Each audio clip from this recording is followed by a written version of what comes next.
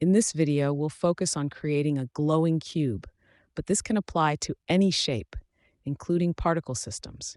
Go to your hierarchy panel and create a 3D cube.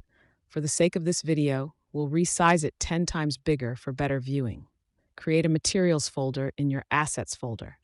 Double-click to open that folder, and right-click inside that folder to create a new material. In the Inspector panel, select a base map color. Scroll down in the Inspector panel to enable the emissions checkbox. Select a glowing color. While still in the HDR color panel, adjust the intensity to the right to create a stronger glowing effect.